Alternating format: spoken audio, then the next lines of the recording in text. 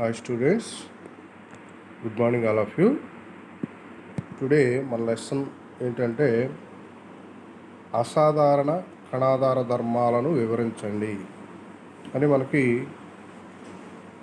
Semester end ఎగ్జామినేషన్లో అడగడం జరుగుతుంది ఈ చాప్టర్ నుంచి.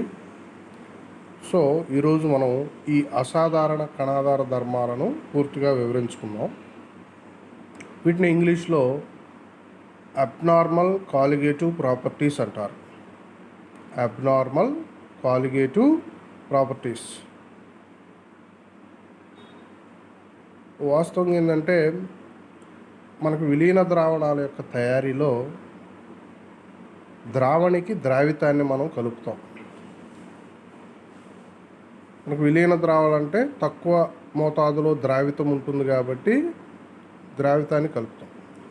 ఆ ద్రావణిలో ద్రావితం అనేటువంటిది ఎలాంటి విఘటనము కానీ లేదా సాహచర్యం కానీ పొందకపోతే అప్పుడు కణాధార ధర్మము యొక్క ప్రాయోగిక విలువలో కానీ లేదా సైద్ధాంతిక విలువలో కానీ ఎలాంటి మార్పు ఉండదు.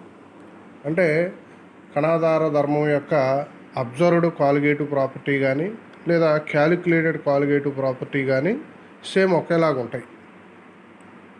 కానీ ఒకవేళ ఈ ద్రావితం అనేటువంటిది ద్రావణిలో విఘటనం చెందడం కానీ లేదా సహచర్యం పొందడం కానీ జరిగితే ఇలాంటి సందర్భాల్లో ఏమవుతుందంటే మనం ప్రయోగపూర్వకంగా కనుగొన్నటువంటి కణాధార ధర్మం అనేటువంటిది సైద్ధాంతిక కణాధార ధర్మం కన్నా తక్కువ ఉండడం కానీ ఎక్కువ ఉండడం కానీ జరుగుతుంది. అంటే ప్రాయోగిక కణాధార ధర్మ విలువలు అనేటువంటివి మనకి సైద్ధాంతిక కణాధార ధర్మ విలువలతో విభేదిస్తాయి. కాబట్టి ఇక్కడ ఉన్నదాన్ని ఒకసారి మనం చదువుకుందాం. అదేంటంటే కణాధార ధర్మాలను మనం కనుగొనేటప్పుడు లేదా ఉత్పాదించేటప్పుడు ద్రావణంలోని ద్రావితపు అణువుల్లో ఏ విధమైన మార్పు ఉండదు. ఫలితంగా వీటి ప్రాయోగిక విలువలు సైద్ధాంతిక విలువలకు సరిపోతాయి మరియు ఆదర్శ ద్రావణాలుగా పరిగణించబడతాయి. ఇప్పుడు మనకి ప్రాయోగిక విలువలు సైద్ధాంతిక విలువలకు సరిపోయినప్పుడు, ద్రావిత అణువుల్లో ఏ విధమైన మార్పు ఉండనప్పుడు. కానీ కొన్ని సందర్భాల్లో ఏమవుతుందంటే కొన్ని ద్రావితపు అణువులు లవణాలు అయి ఉంటాయి, లేదా ఆమ్లాలు అయి ఉంటాయి, లేదా క్షారాలు అయి ఉంటాయి, లేదా బెంజీన్ లాంటి ద్రావణంలో ఎస్టిక్ ఆమ్లం వంటి ద్రావితాలు ఉన్నప్పుడు ఇలాంటి ద్రావితాలను కలిగినటువంటి విలీన ద్రావణాల యొక్క కణాధార ధర్మాల్లో ప్రాయోగిక విలువలు వాస్తవ విలువలను విభేదిస్తాయి. వాస్తవ విలువలు ఏం చేస్తాయి చెప్పండి? విభేదిస్తాయి. కనుక ఇటువంటి ధర్మాలను ఇలా విభేదిస్తే ఇలాంటి ధర్మాలను మనం ఏమని పిలుస్తాము అంటే అసాధారణ కణాధార ధర్మాలు అంటారు. అబ్నార్మల్ కాలిగేటివ్ ప్రాపర్టీస్ అంటారు. ఈ అబ్నార్మల్ కాలిగేటివ్ ప్రాపర్టీస్ అంటే రెండు రకాల ద్రావణాలలో ఈ అసాధారణ కణాధార ధర్మాలను మనం చూడవచ్చు. ఒకటి, ద్రావితం అనేటువంటిది ద్రావణంలో సాహచర్యం పొందినప్పుడు. రెండోది ఏంటంటే ఈ ద్రావితం అనేటువంటిది ద్రావణంలో మనకి విఘటనం చెందినప్పుడు. ఇప్పుడు ద్రావణంలో సహచరితం చెందే ద్రావితాలకు కణాధార ధర్మాల సహాయంతో లెక్కగట్టినటువంటి అసాధారణ అనుభారాలను వివరించడానికి వాంటాఫ్ అనేటువంటి శాస్త్రవేత్త ఒక గుణకాన్ని ప్రవేశపెట్టాడు. అంటే ద్రావణంలో ద్రావితం మనకి సహచరితం పొందిందనుకో, అప్పుడు దానికి అసహజ లేదా అసాధారణ అణుభారాలు వస్తాయి. ఈ అసాధారణ అణుభారాలను వివరించడానికి కణాధార ధర్మాల సహాయంతో వాంటాఫ్ ఒక గుణకాన్ని ప్రవేశపెట్టాడు. దీనినే వాంటాఫ్ గుణకం అంటారు. దీనిని ఐతో సూచిస్తారు. దీనిని ప్రాయోగిక కణాధార ధర్మం, సైద్ధాంతిక కణాధార ధర్మాల నిష్పత్తిగా నిర్వచిస్తారు. ప్రాయోగిక అంటే అబ్జర్వ్డ్ కాలిగేటివ్ ప్రాపర్టీ, సైద్ధాంతిక కణాధార ధర్మం అంటే క్యాలిక్యులేటెడ్ కాలిగేటివ్ ప్రాపర్టీ. కాబట్టి వాంట్ ఆఫ్ గుణకం అనేటువంటిది మరి ప్రాయోగిక కణాధార ధర్మము మరియు సైద్ధాంతిక కణాధార ధర్మాల యొక్క నిష్పత్తిగా మనం వివరించుకుంటాం. అంటే ఇక్కడ మనం ఇక్కడ చూసాం, ఇక్కడ ఏంటంటే ఐ అనేటువంటిది ఏంటి? Want of fact. ఐ అనేటువంటిది ఏంటో చూడండి ఒకసారి. ఇక్కడ want of factor. Want of factor I is equal to ఏంటి? వాంట్ ఆఫ్ మనకి ఇచ్చిన నిర్వచనం ప్రకారం ప్రాయోగిక కణాధార ధర్మం బై సైద్ధాంతిక కణాధార ధర్మము. ప్రాయోగిక కణాధార ధర్మం అంటే అబ్జర్వ్డ్ కాలిగేటివ్ ప్రాపర్టీ అంటారు. Observed colligative property by calculated colligative property. ఒక 4 రకాల కాలిగేటివ్ ప్రాపర్టీలు ఉన్నాయి. అవేంటంటే ఒకటి ఆస్మాటిక్ ప్రెషర్. కాబట్టి ఆస్మాటిక్ ప్రెషర్కి అయితే ఐ ఏమవుద్ది? పై అబ్జర్వ్డ్ బై పై క్యాలిక్యులేట్. అలా కాకుండా లోయరింగ్ ఆఫ్ వేపర్ ప్రెషర్ అంటే బాష్ప పీడన నిమ్నత విషయంలో మనకి ఏమవుతుంది? Delta P observed by delta P calculate. మరి ఎలివేషన్ ఇన్ బాయిలింగ్ పాయింట్ విషయంలో ఏమవుద్ది? Delta TB observed by delta TB calculated. అదేవిధంగా మనకి మరి ఘనీభవన స్థాన నిమ్నతి దీని విషయంలో ఏమవుద్ది? మనకి delta TF observed by delta TF calculated. కానీ ఇదే వాంట్ ఆఫ్ ఫ్యాక్టర్ మనం అణుభారాలను ఉపయోగిస్తూ కూడా, ద్రావిత అణుభారాన్ని ఉపయోగిస్తూ కూడా మనం కనుక్కోవచ్చు. అదేంటంటే మనకి ఇక్కడ కొంచెం ఇక్కడ ప్రింటింగ్ మిస్టేక్ పడింది కాబట్టి నేను దాన్ని సరి చేస్తాను. ఇది కొట్టేసేయండి. ఐ ఈజ్ ఈక్వల్ టు ఏంటంటే అణుభారాలు, ద్రావిత అణుభారాలను లెక్కగట్టినప్పుడు ద్రావిత అణుభారాల విషయంలో మనం ఐని ఏ విధంగా ఉపయోగించుకోవచ్చు అంటే సైద్ధాంతిక అంటే calculated molecular weight of the solute by observed value of molecular weight of solute. అంటే ద్రావిత అణుభారాల విషయంలో మనం వాంట్ ఆఫ్ గుణకాన్ని నిర్వచించాలనుకోండి, అప్పుడు ఐ ఈజ్ ఈక్వల్ టు ఏమవుద్దంటే సైద్ధాంతిక ద్రావిత అణుభారము బై ప్రాయోగిక ద్రావిత అణుభారం. సైద్ధాంతిక పైన సైద్ధాంతిక ఉండాలి, కింద ప్రాయోగిక ఉండాలి. ఎందుకంటే ఎప్పుడు కూడా మనకి ఈ ఈ కాలిగేటివ్ ప్రాపర్టీ అనేటువంటిది మనకి అణుభారానికి విలోమానుపాతంలో ఉంటుంది. కాబట్టి ఐ ఈజ్ ఈక్వల్ టు సైద్ధాంతిక ద్రావిత అణుభారం బై ప్రాయోగిక ద్రావిత అణుభారం. ఇప్పుడు మనం చెప్పాం, ఇందాక అనుకున్నాం, ఈ అసాధారణ కణాధార ధర్మాలు 2 సందర్భాల్లో అరైజ్ అవుతాయి. ఒకటి ద్రావిత అణువులు ఆ ద్రావణంలో సహచర్యం పొందినప్పుడు అసోసియేషన్ అంటాం. When association takes place in the solution. ఇది ఫస్ట్ కేసుగా తీసుకున్నాం. ఇది ఫస్ట్ కేసుగా మనం తీసుకొని వివరిద్దాం. ఇక్కడ కూడా కొన్ని ప్రింటింగ్ మిస్టేక్లు ఉన్నాయి, అవి నేను జాగ్రత్తగా చెప్తాను వినండి. ఇప్పుడు ఏ అనేటువంటి ద్రావణంలో సహచరితం చెందింది అనుకుందాం. అంటే ఏ అనేది ఒక ద్రావిత అణువు. ఈ ద్రావిత అణువులు n మోల్ల సంఖ్య అనుకోవచ్చు, అణువుల సంఖ్య అనుకోవచ్చు. ఇక్కడ కన్ఫ్యూజ్ కావద్దు. మోల్ సంఖ్య అనుకున్నా తప్పులేదు, అదేవిధంగా అణువుల సంఖ్య అనుకున్నా తప్పులేదు. n ద్రావిత అణువులు, n సొల్యూట్ పార్టికల్స్ ఏమని మొత్తం అసోసియేట్ అయ్యి ఒక పార్టికల్గా అయినాయి. ఒక పార్టికల్, ఆ పార్టికలే ఏఎన్. ఒక బిగ్ ఏఎన్ అనేటువంటిది it is a big particle which is formed by the association of n particles of A molecules. అంటే n సంఖ్య కలిగినటువంటి ఏ ద్రావిత అణువులు అణుసాహచర్యం పొంది ఏఎన్ అనేటువంటి ఒక పెద్ద అణువుగా ఏర్పడింది. ఇక్కడ n అనేటువంటి ద్రావిత మోల్ సంఖ్య అనుకోవచ్చు, లేదా మనం చెప్పాను ద్రావిత అణువుల సంఖ్య అని కూడా అనుకోవచ్చు. ఇక్కడ మనం ప్రారంభ గాఢతలు ఎలా ఉంటాయంటే ఏ యొక్క ప్రారంభ గాఢత సి అనుకుందాం. ఇప్పుడు ఏఎన్ యొక్క ప్రారంభ గాఢత 0 అవుద్ది, ఎందుకంటే బిఫోర్ గోయింగ్ టు అసోసియేషన్ అంటే సహచరితం పొందక ముందు మనకి ఏఎన్ అనేటువంటిది ఏర్పడదు. కాబట్టి ప్రారంభంలో మనకి సొల్యూట్ గాఢత అనేటువంటిది గమనించండి. ప్రారంభంలో మనకి ప్రారంభ గాఢతలు కనుక చూసుకుంటే ప్రారంభంలో ఏ అనేటువంటి ద్రావితం యొక్క గాఢత సిగా తీసుకుంటాం. సహచరితం పొందక ముందు మనకి ఏఎన్ అనే బిగ్ మాలిక్యూల్ ఏర్పడదు కాబట్టి దాని యొక్క గాఢత 0 అవుతుంది. ఇక్కడ ఆల్ఫా అనేటువంటిది మనకి డిగ్రీ ఆఫ్ అసోసియేషన్ అనుకుందాం. డిగ్రీ ఆఫ్ అసోసియేషన్ అంటే సహచర్య గుణకము అనుకుంటే మనకి సి ఆల్ఫా బై ఎన్ అప్పుడు మనకి జాగ్రత్తగా గమనించండి. మళ్ళీ ఒకసారి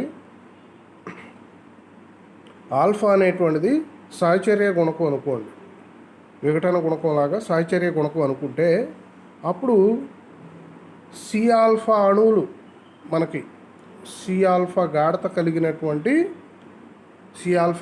కలిగినటువంటి ఈ ద్రావితం ఏమైందంటే ఏఎన్ అణువుగా పెద్ద అణువుగా మారినాయి. కాబట్టి ఇప్పుడు సమతాస్థితి వద్ద మనకి క్రియాజనకం ద్రావితం యొక్క గాఢత ఎంత ఉంటుందంటే సి ఆల్ఫా ఉంటుంది. మరి ఈ ఏఎన్ అనేటువంటి అణువు యొక్క లేదా ఏఎన్ అనేటువంటి కొత్త అణువు యొక్క గాఢత ఎంత ఉంటుందంటే సి ఆల్ఫా బై ఎన్ ఉంటుంది. సి ఆల్ఫా బై ఎన్. మళ్ళీ ఒకసారి చెప్తున్నాను.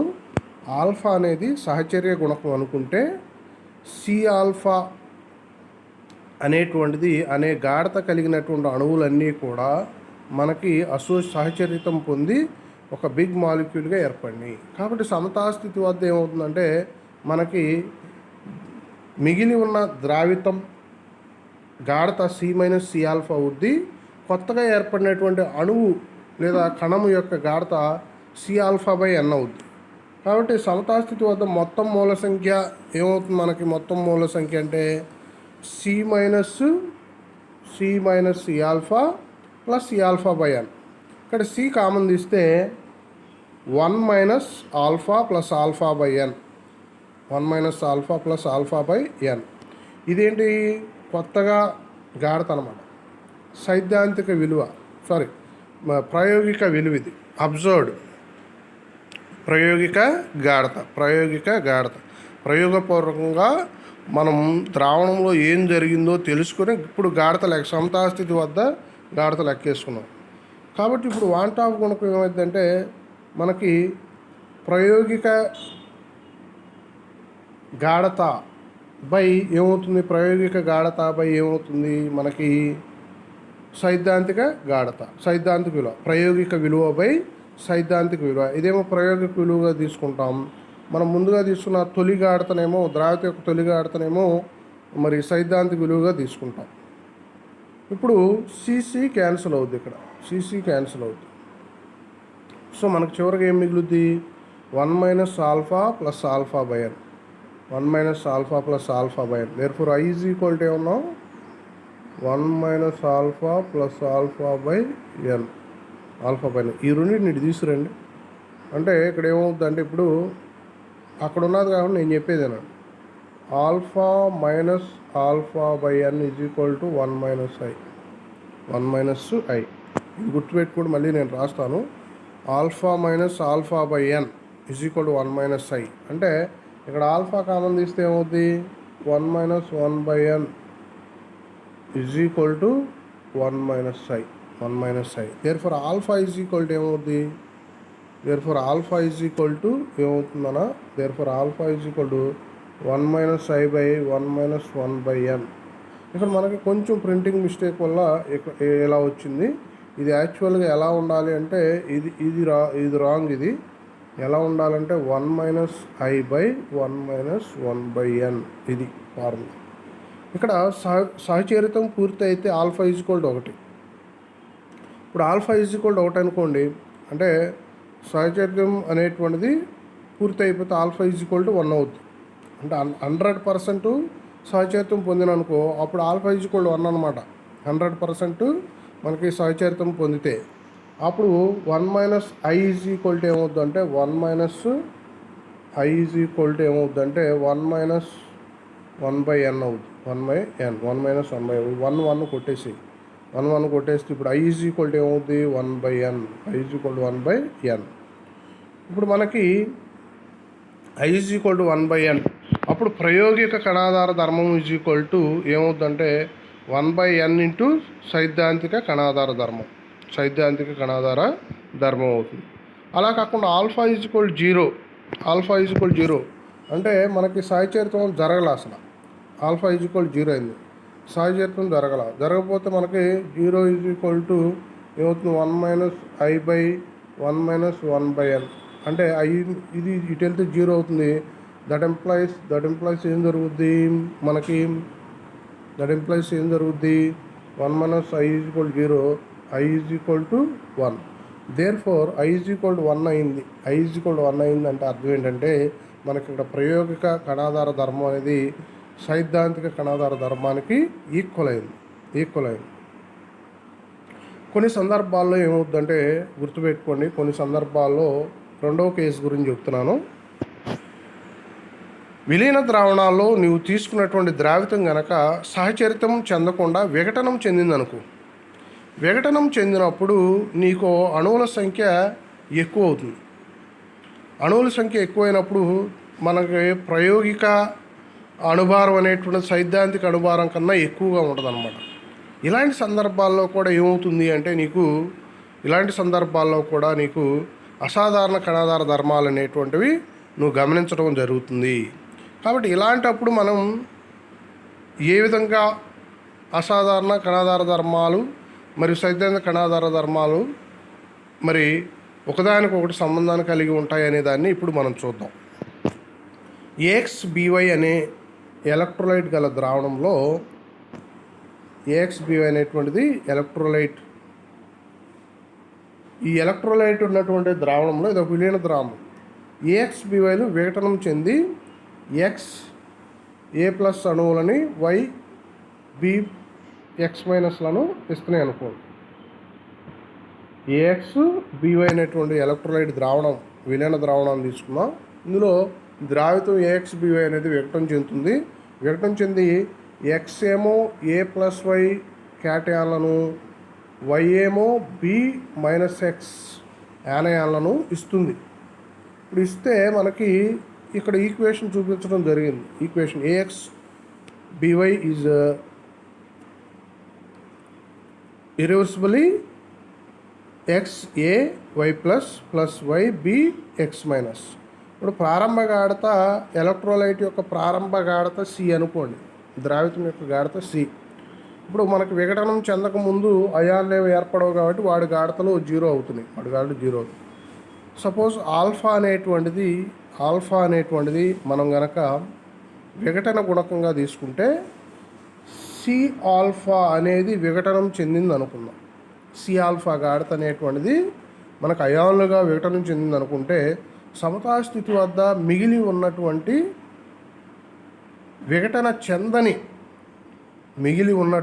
విఘటన చెందని ద్రావిత లేదా ఎలక్ట్రోలైట్ గాఢత ఎంత ఉంటుందంటే C -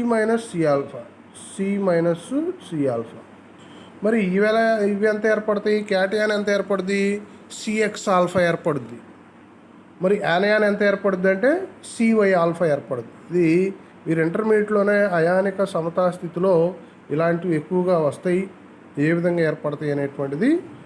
కాబట్టి ఇక్కడ మనకి మోడరేట్గా చూడడం జరుగుతుంది.